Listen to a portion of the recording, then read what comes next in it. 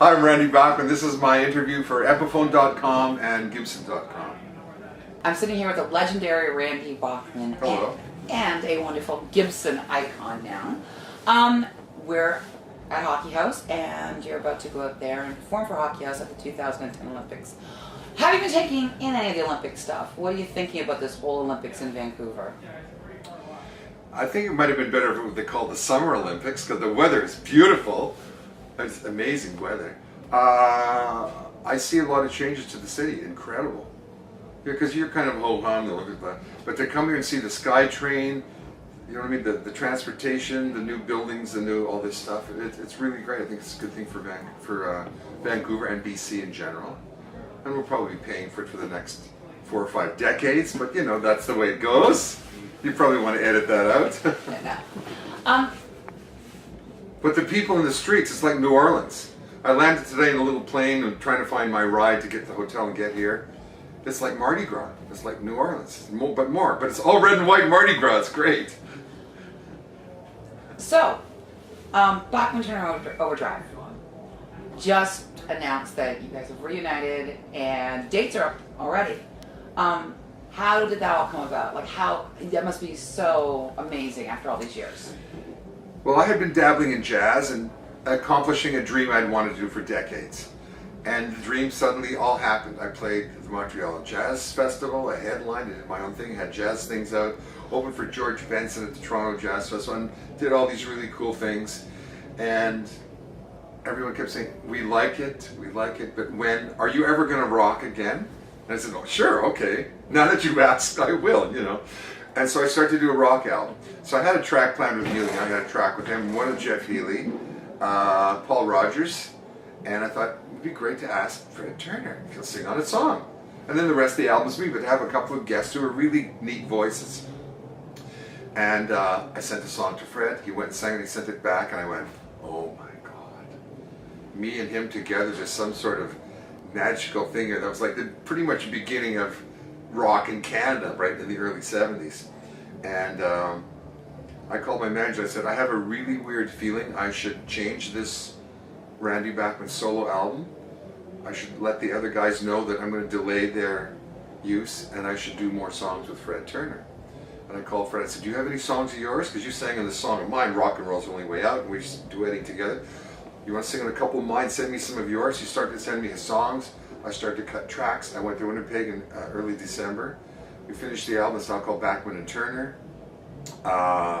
We got a booking at Sweden Rock, which we're playing in June. We got the High Voltage Festival in London, which is a really great classic rock fest with Emerson, Lake and Palmer and Foreigner and ZZ Top, and we're right in there, right with them. So kind of have a new name. Like, we're not in Overdrive anymore. We're just Bachman and Turner, and it's really good because we cut this new album. So most bands get together and just, you know, rehash the old catalog, and we're happy to go back and honor those songs because they made us what we are. But we've got these new 12 songs that we're just finishing up, and I'm so excited. We're doing a double vinyl like the oldies, a big album vinyl that you open up with lyrics and pictures, you know, like things that you look at, not these little CD things that you need, you know, microscopes to look at.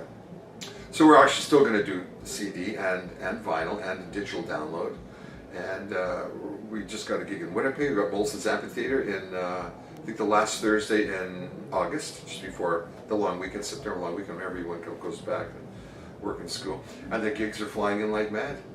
And we're getting record labels all over the world. They just had big meetings in Medan, and we're thrilled. And I had just a wonderful time recording and writing and doing stuff with Fred Turner again. Used a plethora of guitars. And the most amazing thing I pulled out, because we want old sounds. We don't want everything to sound like a Les Paul through a Marshall, because everybody has that sound, do you know what I mean, that kind of thing. And to pull out an old Gibson 1964 amp called a Ranger, tweed, plug it in, oh, this is only like a week ago, plug it in and went, oh, unbelievable, oh my, this is incredible. Let's not move it, because you take it out, you take it out of a case, and it's in the middle of my barn studio, which is a cement floor with table and chairs there and a couch, and it's not even a room, like with a baffle. Let's not move this mic. It sounds so great, me sitting here in the chair. Put a mic there, let's leave the amp right there, put it overhead, and let me just play some tracks. Now Fred and I are going and recording the old BTO catalog, so it sounds more like our new stuff, because the sounds that are on classic radio, they're kind of worn out in a way, and everybody's heard them. So we're taking our stage set, which is about 15 of those catalog songs, adding in 5 or 6 new ones. So we're actually working on another album of our old hits and songs that everybody knows, but getting them kind of oomphed up with this old gear, but with the new modern technology. So I'm having the time of my life. Guitars. You had an amazing collection of guitars. You are named as one of the top 5 guitarists, I believe, in the world. Your rig is very interesting because it's not just Gibson, Les Pauls, it's also Epiphone. You're really open about your guitar knowledge and trying new things. Talk about some of your favorite guitars that you've been using. I always wanted, and luckily I just got, what you call the B.B. King guitar, the double cutaway, the 335, they have different names or models. Or Chuck Berry's played one for years. And I happened to see one that I like it to be like a woman. Smart and beautiful, do you know what I mean? So I like a guitar that's beautiful looking and sounds and plays really well, the combination. And I saw this Epiphone, the black one that we call Dark Angel or something. It's fantastic. And it's the Sheraton. And to get it out of the box and plug it in and go, this thing absolutely rocks. The frets are perfect all the way up and down. It's intonated. I've used it in a couple of songs already. I'm going to start playing it on stage now with Bachman and Turner. I can't discount my old Gibsons, the gold tops I got, the first one that you got me. It's still my favorite. It's here tonight. I was surprised to get the Epiphone Slash. I use that like mad. I managed to get a little thing to put a Bixby on it. It stays in tune even though I'm wanging away like Neil Young with his thrash bar and stuff, it just stays in tune incredibly.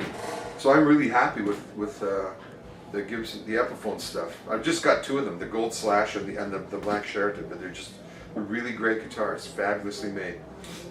And then to replicate my American Woman 59 burst sound guitar, which that's one's in the Rock and Roll Hall of Fame in Cleveland for a couple of years, and I'll probably get it back in a couple of years. The value on that is like it's huge. It's like $800,000 or $900,000 value in that because of the provenance of the guitar. But to get it replicated and to only have it weigh half as much, I have that here tonight too. So I'll be playing that mainly as my main guitar, and the Gold Top is the backup because I'm doing a lot of songs that require the Bixby on it, and I put the Bixby on that, so it's great. Trivia question. Yeah. Asking this of everybody. It's kind of like a little game. So here we are, Winter Olympics. As we know, Canada's national pastime, besides playing guitar, would be hockey. Yeah. Gold medal men's hockey. 2 teams going to make the finals, and what's the final score going to be? What's your prediction, Randy Bachman? I'm a Canadian. What can I say? Canada's got to win 3-1. All right. There you hear. And if this happens, what do I get? Oh, we'll find something.